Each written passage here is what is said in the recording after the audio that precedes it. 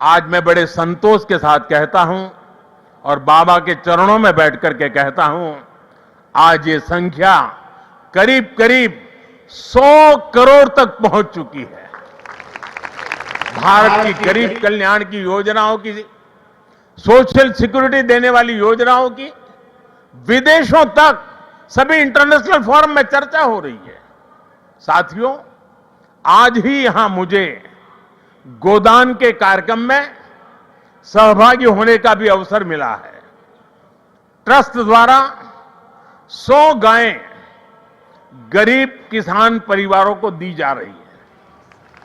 हमारी परंपरा में गौ माता को जीवन, समृद्धि और करुणा का प्रतीक माना गया है।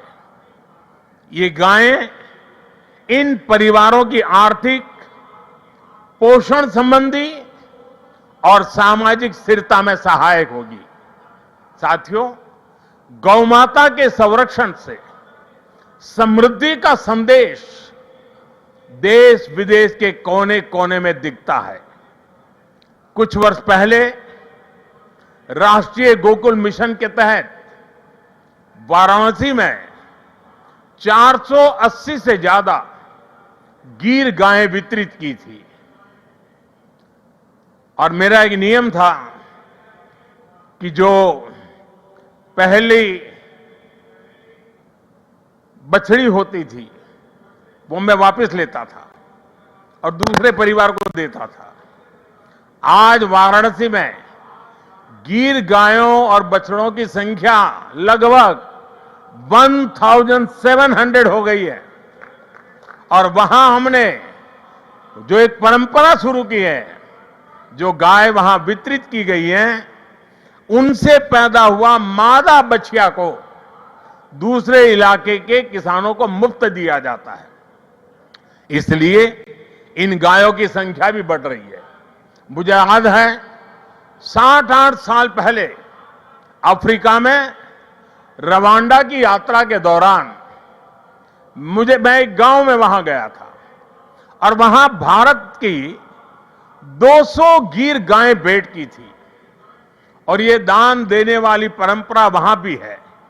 वहां गिरिंका नाम की प्रथा है जिसका अर्थ है मे यू हैव अ काऊ।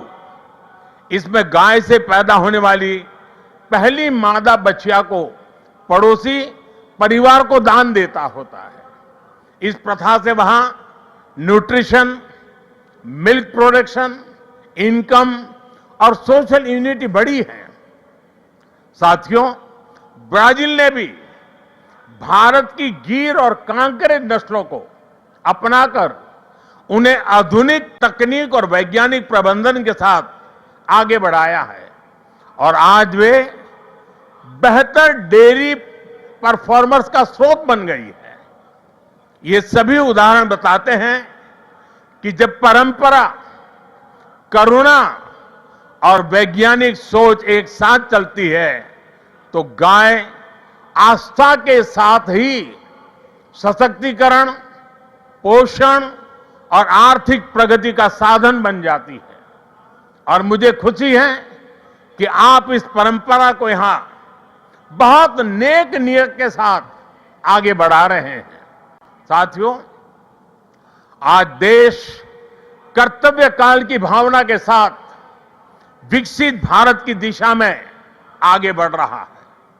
इस लक्ष्य को पाने के लिए नागरिक भागीदारी आवश्यक है और इसमें सत्य साईं बाबा का ये जन्म शताब्दी वर्ष हमारी बड़ी प्रेरणा है।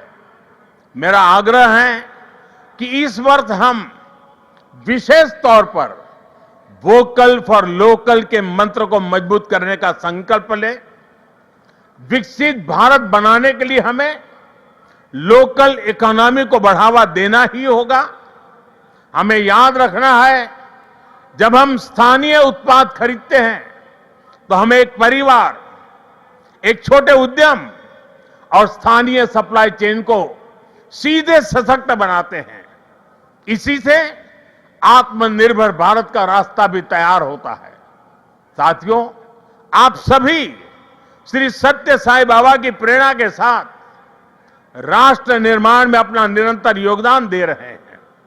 इस पावन भूमि में वाकई एक अद्भुत शक्ति है।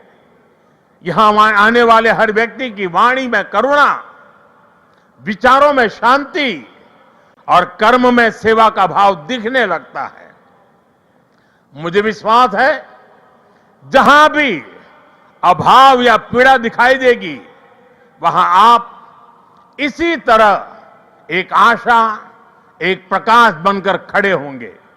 इसी भावना के साथ मैं सत्य साईं परिवार, सभी संस्थानों, सभी सेवा दल के सेवाव्रती और देश दुनिया से जुड़े सभी श्रद्धालुओं को प्रेम, शांति और सेवा के इस यज्ञ को आगे बढ़ाने के लिए हृदय से शुभकामनाएं देता हूं।